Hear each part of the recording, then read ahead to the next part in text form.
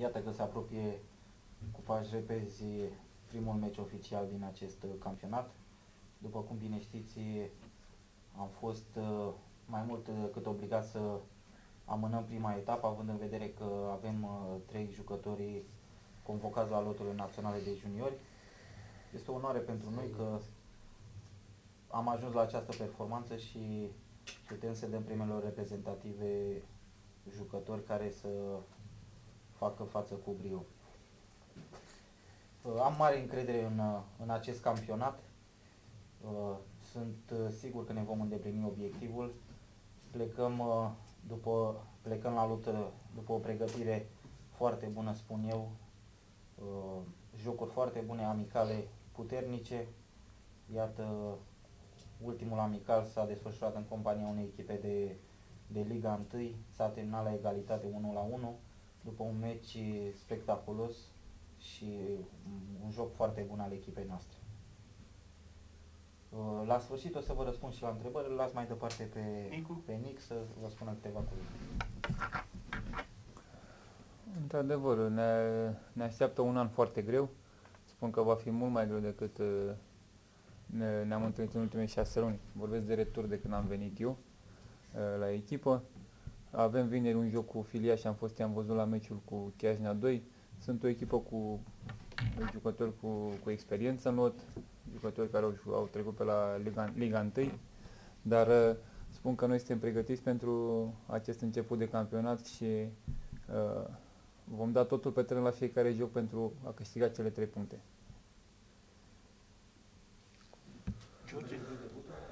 Bună ziua, îl așteptăm de foarte multă vreme acest moment, pentru că ne pregătim de ceva vreme și așteptăm cu toții să începem, să ne răbdători.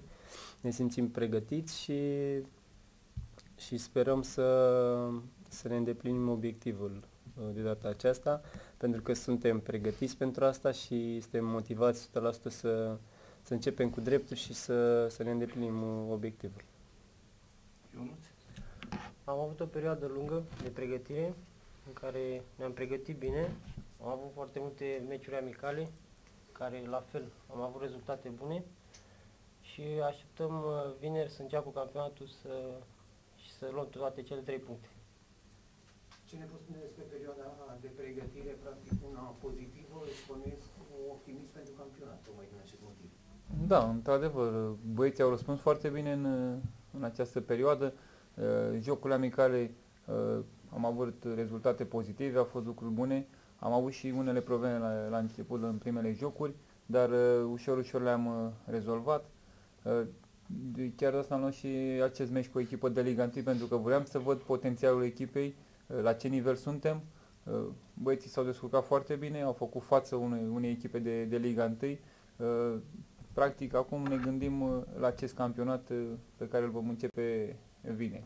Suntem cu toți încrezători că putem să facem jocuri foarte bune și să reușim să luăm meci cu meci în primul rând în parte și să câștigăm punctele pe teren. Care ar fi aturile echipei față de sezonul precedent, tocmai pentru a spera ca favorită Celtă la promovare? Omogenitatea pot să spun, pentru că deja avem 6 luni de zile, 7 luni împreună. Au venit doar câțiva jucători noi cu experiență și plus cei jucătorii tineri, copii pe care i-am adus de la juniori. Ăsta poate să fie un atu pentru noi, că avem deja 7 luni împreună și băieții știu ceea ce îmi doresc eu de la ei. Am văzut potențialul lor și am mare încredere în acești jucători. Nicu, ai spus că o să fie un campionat mai dificil decât returul precedent. De ce? Îi spun treaba asta pentru că am văzut din etapa asta am văzut 3 jocuri. Am văzut echipele că s-au întărit, echipele care s-au înscris, Steaua 2, Mioveni 2, dau jucători de la echipa mare, voluntari la fel, voluntari 2, am văzut meciul lor cu Mioveni, au dat 5 jucători de la echipa mare și asta, din cauza asta spun că ne va fi mai greu decât anul trecut. Acum toată lumea ne va lua în seamă, pentru că practic în iarnă când am venit eram pe locul 7 și toată lumea spunea că sunt doar vorbe, dar noi am arătat că nu este așa, am dovedit pe teren acest lucru și am făcut pas cu pas, am ajuns pe primul loc. Din păcate nu am reușit să promovăm, dar încercăm anul acesta. fie o presiune și mai mare acum pe voi, pentru că dacă în retur poate ne locul 7, dacă promovați era o minune, sincer. Acum mă găsesc la 0, toată lumea se așteaptă la promovare, presupun că și pentru tine și pentru toți jucătorii e o presiune mult mai mare comparativ cu ce a fost în iarna când ai venit echipă. Da, într-adevăr, ai perfect dreptate pentru că acum am învățat suporterii, oamenii am învățat cu rezultate pozitive. Am pierdut doar un joc de când am venit eu la echipă, din meciurile amicale și din meciurile oficiale am pierdut doar un joc și lumea se așteaptă ca la fiecare meci să câștigăm 2-0, 3-0, dar nu este chiar așa ușor. Important este ca noi la fiecare meci să fim concentrați, să dăm totul pe teren, să arătăm aceeași unitate pe care am arătat-o la meciurile de până acum și sunt sigur de lucrul ăsta că dacă vom fi așa, vom avea aceeași atitudine, aceeași agresivitate, vom fi același grup unit pe care l-am avut până acum, vom câștiga jocurile. Care sunt principalele rivale? Măcar așa în teorie la promovare, acum la început de sezon. Da, din ce am auzit și din ce am văzut și eu, Voluntar 2, Alexandria, Podari am înțeles, care ar fi echipele care trag la promovare. Acum vom vedea ce se va întâmpla pe tipul campionatului. Sperați ca suporterii să vină lângă voi să înțeleagă că până la urmă acesta este singurul proiect viabil în momentul de față în fotbalul piteștean și că până la urmă vă reprezentați până la urmă Piteștiul, Argeșul și că ar fi bine să vă susțină. Eu mi-aș dori din tot sufletul ca suporterii să vină alături de echipă pentru că în momentul de față suntem echipa orașului, jucăm pe stadionul Nicolae Dobrin. Lumea trebuie să înțeleagă că se dorește aici să facem performanță. Am luat-o de jos, echipa a luat-o din Liga 4, eu am venit în Liga 3. Ne dorim cu toții să reușim să ajungem în Liga 2, să ajungem și în Liga 1, Doamne ajută, peste 2-3 ani. Important este ca primul obiectiv să ne definim acela de a ajunge în Liga 2 și dacă vom avea suporteri alături de noi, ne va fi mai ușor, pot să spun, pentru că atunci este o diferență când joci cu suporterii în tribună, când te încurajează și când joci cu stadionul gol. Noi ne dorim de sfârșit ca ei să vină alături de echipă. Am contat foarte mult în situația asta și preluarea brandului. Cam care mai sunt discuțiile de la voi? După cum bine știți, în acest moment s-a constituit o comisie de negociere în cadrul Consiliului Local Pitești și sperăm ca încet să putem achiziționa acest brand. Referitor la suporteri, pot să vă spun că s-a coagulat, ca să numesc așa, un grup de suporteri care se duc peste tot unde joacă echipa în deplasare, vin acasă, deja am văzut că și-au confecționat benere, și-au confecționat fulare, steaguri și așteptăm alături de aceștia și alții suporteri. Nu crezi că e cazul și de o campanie și de niște discuții mai aprofundate, pentru că suporterul nu vine așa, mai ales în contextul știut? Noi facem și am început o campanie agresivă atât în media scrisă, cea audiovizuală și media de pe online. Și aici mă refer la pagina oficială de Facebook, la pagina oficială a clubului SCM Pitești, www.scmpitești.ro.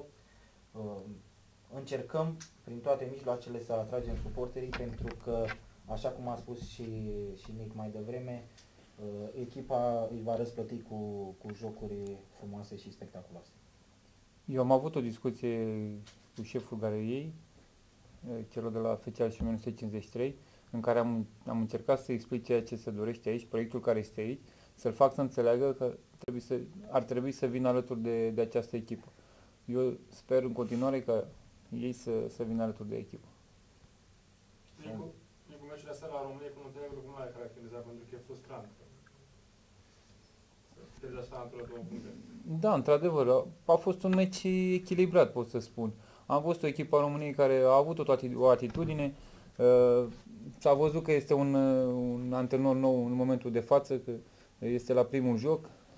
A fost o diferență față de campionatul european, dar din păcate nu am reușit să câștigăm cele 3 puncte. Erau foarte importante pentru noi.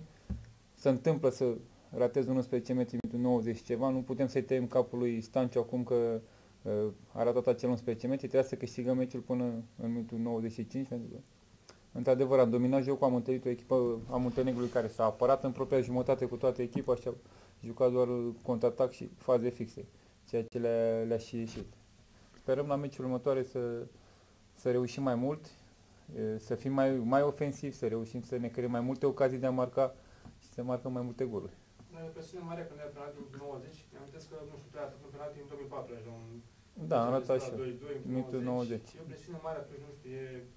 Câștigă, Da. depinde de execuția ta.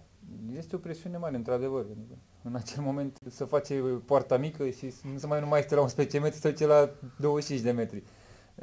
A fost o presiune mare pentru el, 30.000 de oameni în tribună, toată lumea își dorea să câștige echipa națională, era primul joc de calificare pentru campionatul mondial. Se poate întâmpla la orice jucător să rateze. A ratat el Barge în finală la campionat mondial. Ca și plusuri putem nota ceva seara în jocul echipei? Da, am spus mai devreme că am văzut o atitudine pozitivă la jucători, am văzut o reacție după ce să pierdă mingea. Pe faza ofensivă au încercat câteva lucruri să facă, dar nu poți ca și antrenor într-o săptămână să schimbi totul dintr-o dată.